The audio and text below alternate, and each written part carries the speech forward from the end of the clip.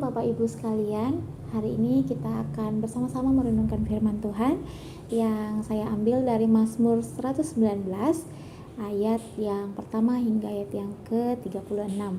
Nah, kalau kita lihat, kalau kita mendengar bahkan ketika dibacakan Mazmur 119 itu kita pasti akan tahu bahwa Mazmur ini merupakan Mazmur terpanjang ya di dalam kitab Mazmur.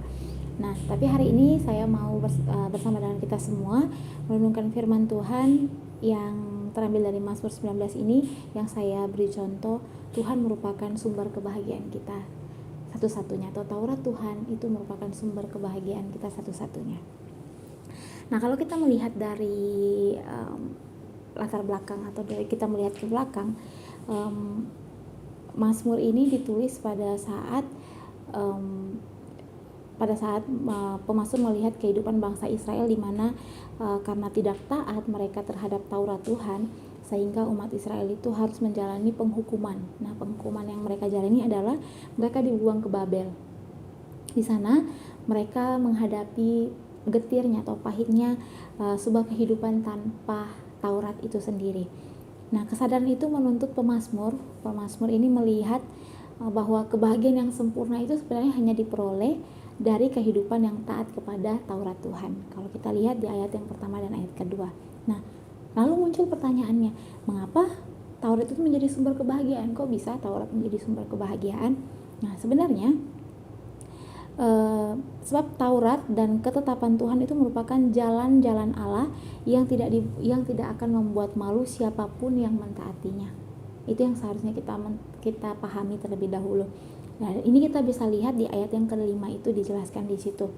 Nah, lalu dari Taurat itu juga bisa membuat hidup seseorang itu menjadi bersih kelakuannya. Kalau kita melihat di ayat yang ke-6. Nah, karenanya hukum-hukum dan ketetapan Taurat jangan kita lihat sebagai daftar dari ketetapan moral, melainkan sebagai suatu pernyataan dan keadilan Allah. Ya, satu pernyataan akan kehadiran Allah, juga satu pernyataan yang bisa membawa damai sejahtera atau membawa shalom itu kepada pribadi setiap orang. Nah, kalau kita melihat lagi dalam ayat ini juga, dalam pasal ini juga dijelaskan bahwa ada kata-kata hukum-hukum yang adil. Nah, kalau kita melihat dari akar katanya, kita melihat dari bahasa aslinya itu dari bahasa Ibrani, itu dapat diartikan bahwa hukum-hukum yang benar. Nah, jadi dengan demikian kita bisa melihat bahwa hukum itu sebenarnya berasal daripada kebenaran Allah sebagai sumber atau fondasi kerajaan Allah yang merupakan sumber kebenaran dan membahagiakan. Nah, kalau kita melihat itu ada berbagai hukum dan ketetapan Taurat dalam Alkitab adalah bentuk-bentuk konkret. Kalau kita melihat ketetapan ataupun hukum-hukum Taurat yang ada dalam Alkitab itu sebagai bentuk-bentuk konkret dari kebenaran Allah yang hakiki, dari satu konteks ke konteks yang lain juga bisa mengambil bentuk yang berbeda. Namun sebenarnya hukum Taurat itu sebenarnya berakal dari sebuah kebenaran yang kekal daripada Allah itu sendiri. Nah, lalu apa yang bisa menjadi perenungan buat kita hari ini? Kenapa bisa Taurat itu bisa kita jadikan sebagai sumber kebenaran nih? Taurat itu sebagai sumber kebahagiaan kita.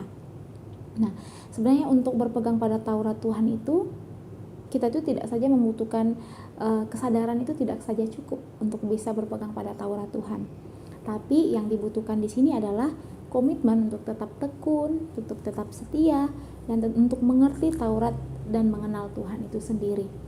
Sehingga melalui hal ini itu kita juga bisa terus berkomitmen untuk belajar Taurat Tuhan dan bersedia menerima ajarannya. Nah, selain itu untuk berpegang pada Taurat Tuhan itu sendiri, kita juga dibutuhkan komitmen untuk merenungkan itu setiap hari, merenungkannya, menggemarinya, lalu kemudian apa? Kemudian membagikan Taurat itu. Nah, jadi sekali lagi untuk bisa berpegang pada satu ketetapan itu, kesadaran itu tidak aja cukup, tapi dibutuhkan juga yang namanya komitmen untuk melakukan itu. Nah, oleh karena itu, bagi Bapak Ibu sekalian, saya mengundang kita semua untuk mari kita sama-sama belajar dari pemazmur ini, bagaimana kita hidup dalam satu ketetapan Taurat yang bisa membahagiakan hidup kita. Jadi tidak ada yang dapat kita lakukan untuk bisa supaya hidup kita ini tetap bersih, untuk bisa mempertahankan kelakuan kita bersih, selain kita hidup dalam Taurat Tuhan. Sehingga pada saat kita hidup dalam Taurat Tuhan, kita menekuninya, kita berkomitmen, nah sehingga Taurat Tuhan atau perintah Tuhan bukan lagi menjadi satu hal yang sulit untuk dijalani, itu satu hal yang beban untuk dijalani. Tapi pada saat kita berhasil melakukannya dan kita bisa merasakan bahwa benar Taurat Tuhan itu adalah satu kebahagiaan buat kita ketika kita melakukannya. Demikian renungan kita hari ini. Tuhan Yesus memberkati.